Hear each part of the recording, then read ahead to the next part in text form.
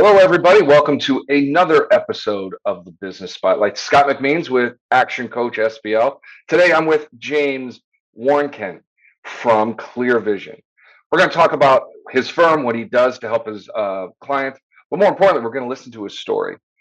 James, the microphone and camera are yours. Introduce yourself and tell us your story, sir. Absolutely. Well, thank you for having me. Super excited to be here telling my story and sharing it with others. It's not the typical story that I would imagine you have on your show. So, um, my story really starts. My journey, I should say, really starts at the age of 9 when I was diagnosed with what is called Stargardt's disease. And so that's a progressive visual impairment over time. And so I'm currently 27, and over the last 18 years or so, I have been progressively losing my vision, which has led to a lot of different experiments and really figuring out what works for me as my vision has changed over time. The best way I can describe my current level of vision to anybody is like being both near and farsighted at the same time.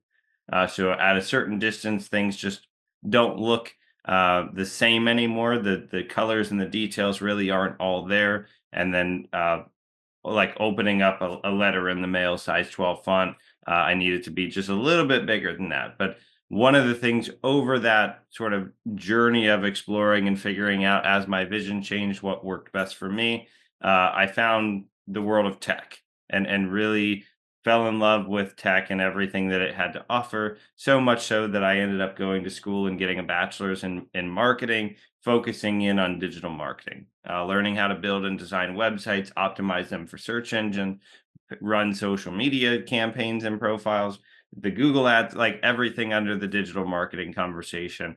I got my hands in over the last decade and really just leaned into learning and exploring just what technology could do for me as a person with a disability, what I could push the technology to do in terms of for others, whether it's a small business or another individual. And now today, 2025, it's crazy that we're in 2025.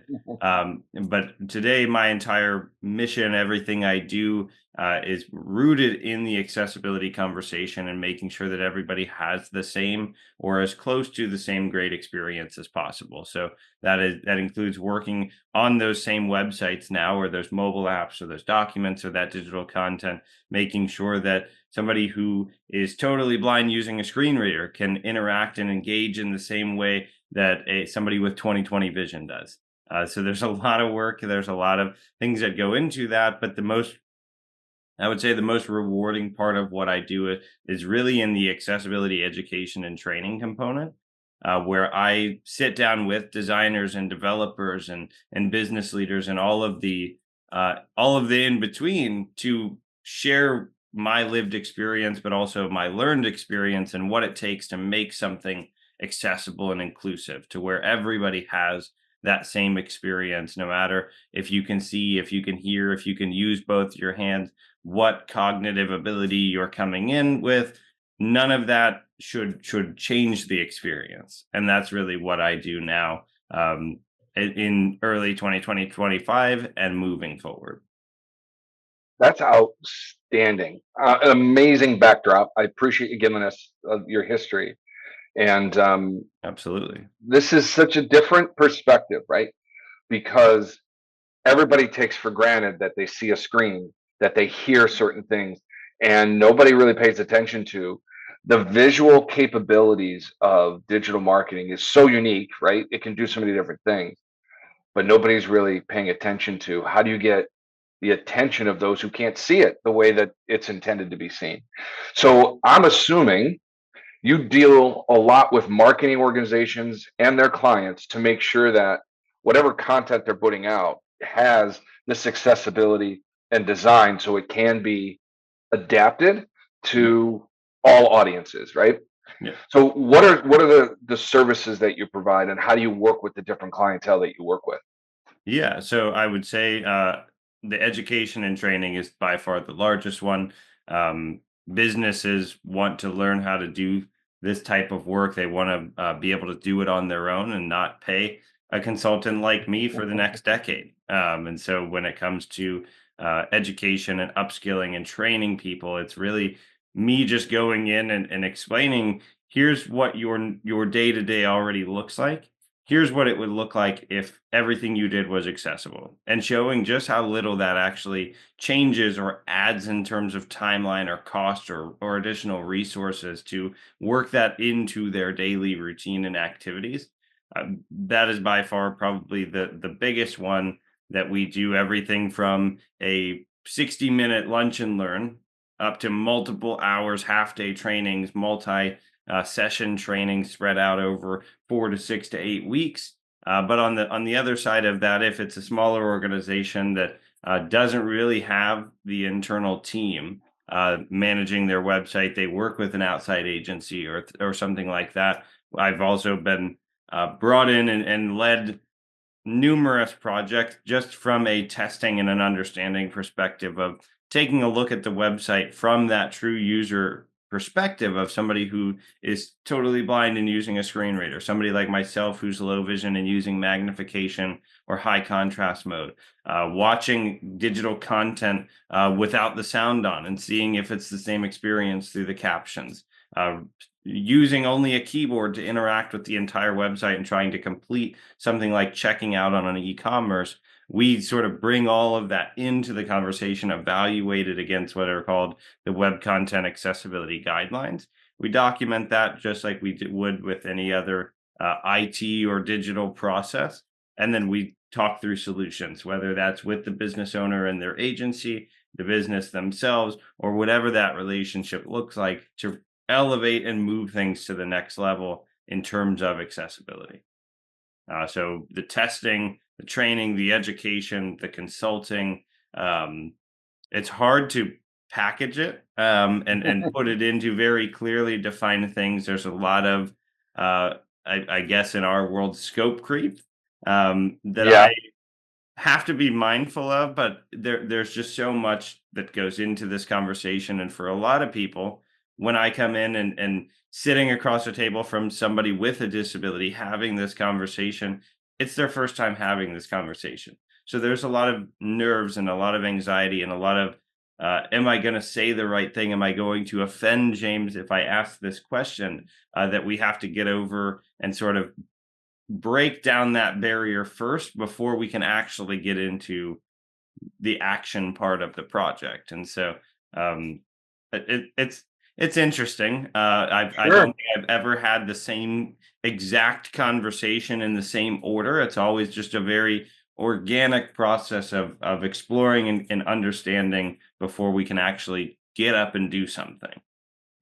Interesting. So there's a lot to unpack here. Oh yeah.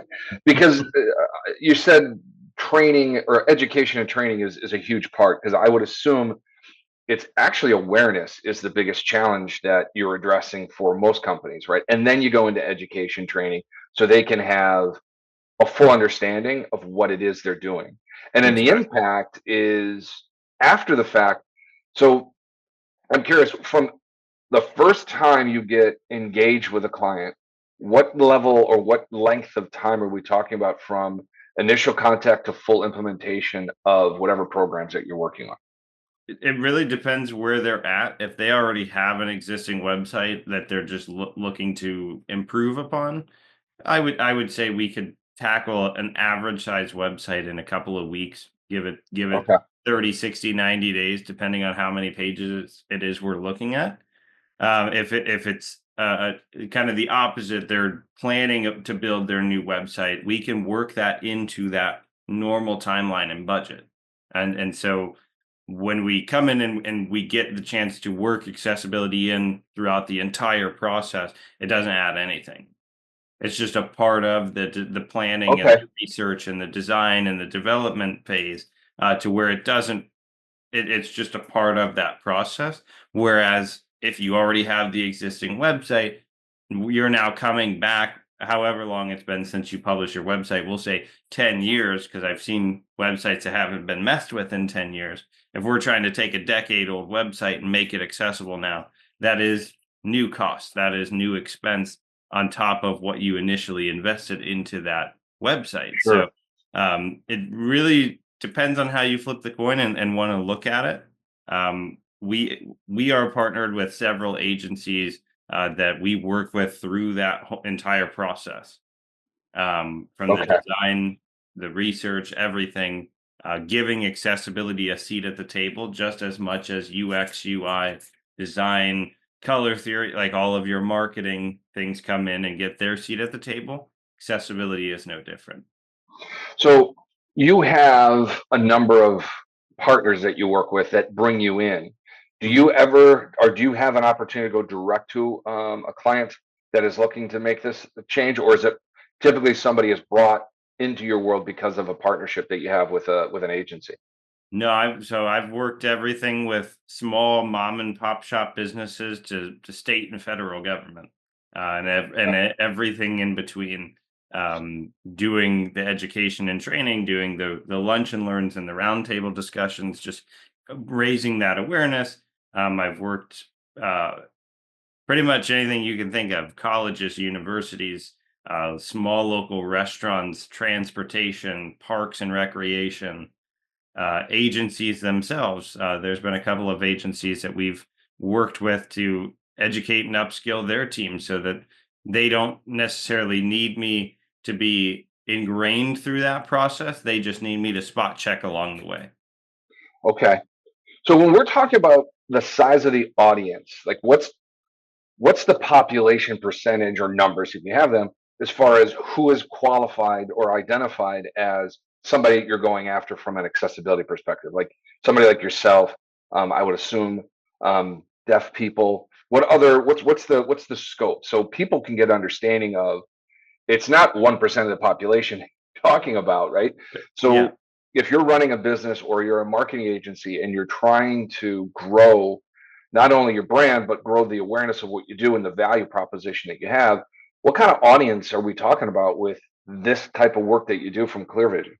Yeah, that's a fantastic question. One that comes up usually in that first conversation is, I didn't know people with disabilities wanted to shop at my storefront or come eat at my restaurant or whatever that is that they offer product or service wise. And it's a tricky question to answer because it's hard to get exact numbers. So they're all rough estimates, but here in the United States, it's estimated that 1 in 4 adults lives with a disability. So about 25, 26% of the population. From a global perspective, it's about 1.3 billion, I think was the last number that I saw. And so in the grand scheme of things, the reason I say it's their estimates, it's hard to get a number. One, the definition of disability changes every Okay. time you move. My definition of disability is probably very different than yours, even, and we're just two people, not 1.3 billion, spread out across the globe. And so it's a hard conversation to have. And you're also assuming that every single person is self-identifying with their disability. Most people do not. Most people don't want to talk about their disability. It's not something they're comfortable disclosing and sharing and answering 30 questions about. So it's hard to get exact numbers as far as how big the population is. But when we're talking about your audience and your customer segment, there's two key points that I want to make here. One, if you're accessible, chances are your next two competitors are not. Accessibility is not just a common practice, unfortunately. Yes, we're 35 years out from the Americans with Disabilities Act. Yes, there's new legislation happening all the time, but it's not common practice. So you being the accessible one, you are now capturing that 25, Oh 26% my of the God, yeah. population that the next two competitors are not. And the second point that I want to make there is that when we're talking about spending power, the disability community as a whole is up there among the top minority communities in terms of disposable income. And so that kind of directly counters some of the pre-assumptions or the stereotypes and stigmas that I often hear in daily conversation in that initial sort of exploration. Not to say that those are wrong for you to have, but they are something that we definitely want to try to correct and lead that conversation away from assuming that every person with a disability, we can see it, they're in a Sure. wheelchair or we can hear it when they talk. that's not always the case. Interesting data points, James. I really appreciate the 2 points you wanted to make, because as an audience trying to figure out, okay, what can I learn from James today? Right? That's the purpose of this community, is how do I learn something? Yeah. You learn two amazing pieces of information. One, if you do the accessibility piece, you're going to be better off than likely two of your competitors that aren't going to be taking advantage of this If not opportunity. more. Yeah. And second, this is an opportunity not to placate or speak down to, but to speak with an entire community that has an interest in buying something that they need, and your accessibility allows them to talk directly to you. And as you made point, these people have the discretionary income to do what they're looking to do, and that is buy your goods or services. So if Well, anything, you go ahead. and historically, people with disabilities, those are your loyal employees, your loyal customers. If I find something that works, Mhm. I'm not going to change it. I'm going to go back to what I know works and what I know is accessible to me. Like, and so when we talk about people with disabilities and we talk about loyalty and innovation and advancement, let's just go back 4.5 years to when the world shut down and everybody started working from home. People with disabilities were working from home for decades before that was a common thing. And so our world is constantly adapting and changing. And in a lot of cases, like the COVID-19 pandemic, we responded, and things like Zoom, what we're on right now, become very popular and very widespread when they were previously accommodations. And so accessibility and usability, often the lines get very gray between the two, because accessibility benefits more than just people with disabilities. If we think about a parent who's holding a child in one arm, they only have one free hand now to do things. If you're in a noisy airport and you're running advertising, putting caption on that advertising now makes it accessible to everybody in that airport who can't hear that one single screen. So Yeah. accessibility extends beyond just somebody like me with a visual impairment, or somebody in a wheelchair, or somebody who's deaf or hard of hearing. It extends to all of those situational circumstances as well. It's a great point. Is looking at things differently is probably the most important aspect of what you do, is taking people out of whatever paradigm they have in their brain Yep. and breaking the edges to say this can leak into multiple arenas, not just the accessibility piece, but people that are walking down the street, or distance from the television set, or whatever, they get a chance to be a little bit more accessible to the data that's being presented. I love the idea of this. When we talk about your business, what are some of the biggest challenges you had, kind of going from you started this business, you're an entrepreneur, and now you're this successful guy? What is it that you've kind of overcome? And I'm not trying to get down a path of your disability, because I respect it, but I'm curious from a business perspective, what is it that you've seen to be the biggest challenge in being a business owner? Yep. So I'll go down that path. Even though you said you're not trying to get there, for me, the biggest one was overcoming imposter syndrome. Ah, Feeling like I didn't fit the mold, like I wasn't the right fit, I wasn't trained or specialized enough, or I didn't have enough lived experience, or whatever mhm. that is, to be in the position that I was putting myself in, or others were inviting me into.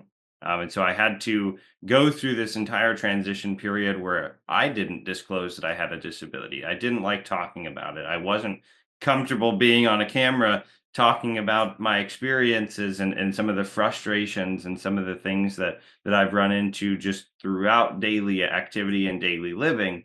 And once I sort of started down that pathway, it took at least a year, if not more, to learn how to talk about my lived experience, and change that narrative into a way that others could understand and do something with. And so now, if you look at my LinkedIn, it's right there at the top underneath my name that I'm legally blind. It's become a part of my brand in over the course of this journey. And so that was one of the biggest challenges of changing my personal understanding and who I was and what I wanted others to know me for was definitely the biggest challenge. But sort of building off of that, because there's that education piece that has to happen initially with so many of the people that I interact with, because unless you're affected by a disability, it's not something that you think about every day. Unless Yeah. you're your spouse or you have a child or a parent or a close friend or family member, it's not something that you necessarily sit down at your desk and plan for and think about because it's not directly impacting you. And so getting through that conversation for a lot of people is very like, I think I use the word tense. It's very awkward. They don't want to be offensive or rude or Mhm. insensitive. And so I have to sort of go that extra step to create and foster a safe environment for that curiosity and that exploration to be able to open that door to move things forward. Now, yes, that leads in a lot of cases to a lot of pro bono work, a lot of let's just grab coffee, a lot of longer sales processes is kind of the way I would describe it, to where it's not something that you get on your computer and you buy and it shows up at your front door. This is a process, this is a journey, just like how I tell people this isn't something you do once and come back to it 12 months down the road. If we could do this ongoing, the better it's going to be across your entire organization. And so I understand that, and so while it is a challenge, I also look at that as an opportunity to build that trust, to build that relationship, to maintain and really get into an understanding to where I almost feel like I'm a full-time W-2 employee for you, because of how much of your business I have to understand, from customer service to recruiting and employment, from your digital tech stack. What are you using to build and manage your websites? How are people communicating internally? Are you sending documents that your other fellow employees can't access or read at all? There's so many ways to take Yeah. the conversation that I feel like I do a disservice if I don't understand you that well. The level of understanding that you're willing to go through, obviously it serves a greater purpose because the client feels comfortable that you're getting to know them and you're going to tell their story the right way. Um, the reverse or the converse of that would be how many people get a chance to really get to know you and what you bring to the table. And one of the comments I think you made, and I want to just go back to it because I love the idea of what you look at. It took you a year or so to learn how to embrace and share your own lived experience, not to exploit it, but to share it as a entry point to open the door so awareness and education about what you know can be brought to a business meeting. And now you're not talking about your disability necessarily. You're talking about what you know about how to bring a better solution for accessibility to a platform that somebody wants to communicate to an audience with. And that to me is one of the best summaries or Well, encapsulations of what you do is it's not because I am, it's because I know this. And because I know it so well, let me in, let me peek behind your curtain and figure out your business so I can teach you how to communicate with a bigger audience. yeah, What better message and what better value proposition could one ask for in a partner that's trying to help them sell more on the internet or sell more on whatever marketing collateral they're trying to do? And I appreciate you walking us through this because yeah, you're right. It is somewhat uncomfortable, or it can be, until, as you said it, the curiosity is allowed to just flow. And now we're having a conversation. And I think exactly. most people, regardless of where you sit on any topic, we're so afraid to learn something that might change our mind that we don't want to do it. And what I'd love to see people do in this country, and in particular in just any business model situation, is open your mind and your opportunity to learn, and you never know what's going to be presented to you. And Yeah. for this conversation, I think that's a clear evidence of just have a conversation, man. just, Well, just just let it flow. originally I thought I was going to be doing like video advertising. That was my original career Really. path. And now I'm here. Yeah. Well, And just naturally wanting to learn and be curious has gotten me thus far, and That's all I can really attribute it to. I've never said no to a conversation. I've never gone in and already decided this isn't for me. It's really just been an open-minded experience over the last Yeah, decade, working with Amazon e-commerce, working in cybersecurity, digital marketing, and now digital accessibility. It's really kind of all just compounded to where it is now, and I really appreciate you allowing us to have this conversation, right? There aren't oh, very many people that are willing to record and publish a conversation about a topic that they're not an expert on. And I won't pretend to know your world with everything you do, just as much as you're not pretending to understand what my lived experience or what the accessibility industry as a whole brings with it. So I yeah, love the sort of just organic nature of this conversation, and for me, it's the most exciting part about it is that I get to just talk about what it's like for me. yeah, Being a student, applying and getting accepted and navigating 5 years of higher education, filling out hundreds of applications, and most of them ending as soon as I said that I was legally blind because of the fear of how do we accommodate somebody with a visual impairment, navigating starting businesses and being an entrepreneur and an employee with a disability. There's so many things just in that vertical, from sure. students to professional. But like, think about all of the interactions between them. How am I getting to and from our meetings?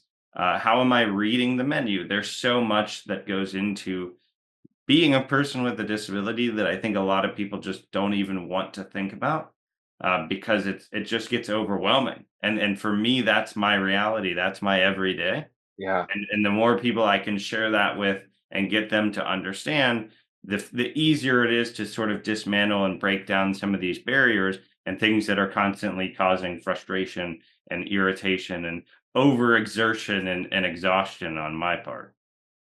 Well, I appreciate you giving us that insight.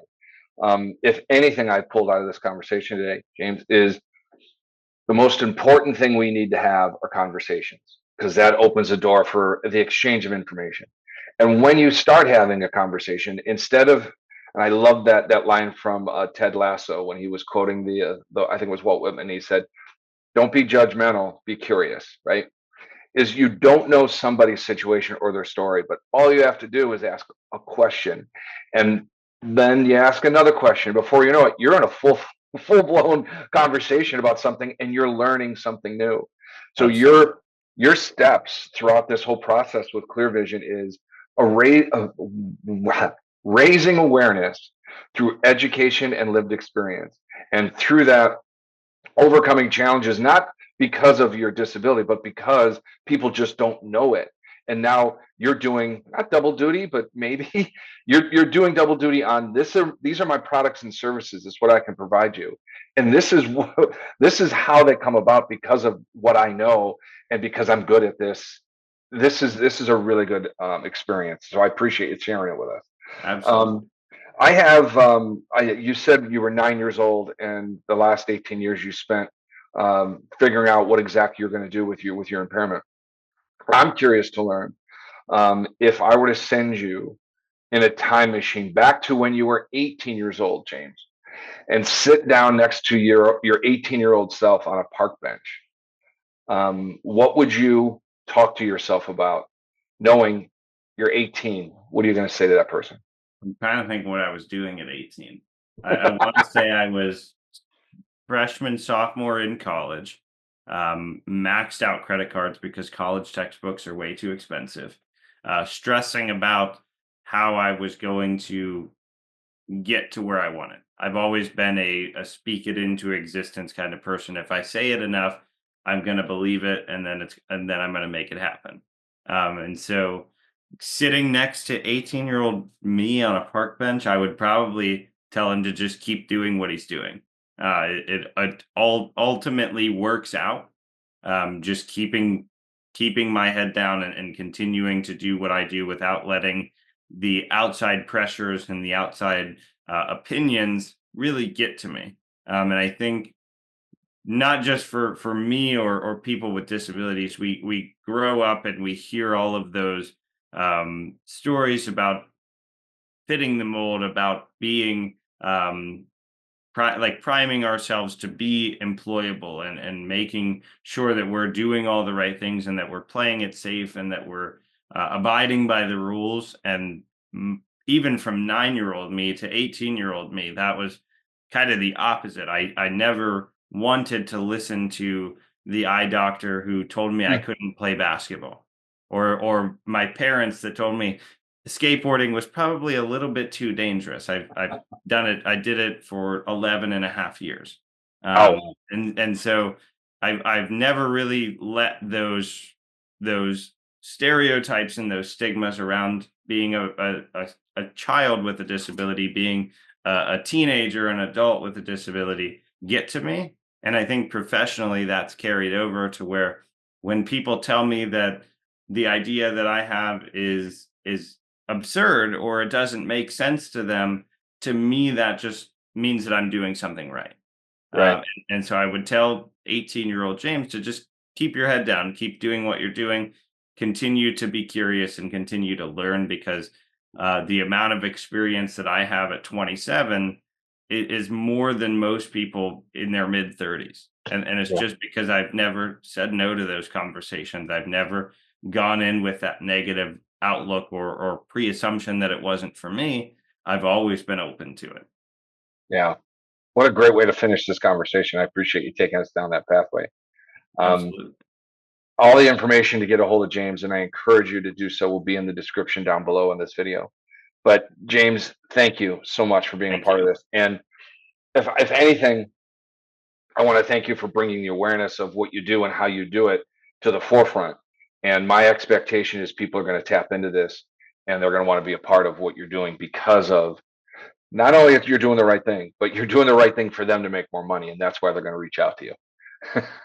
So I appreciate it, James. Enjoy the rest of your day. Thank you for being on the spotlight. We'll see everybody on the next episode. All right. Thank you and have a good one.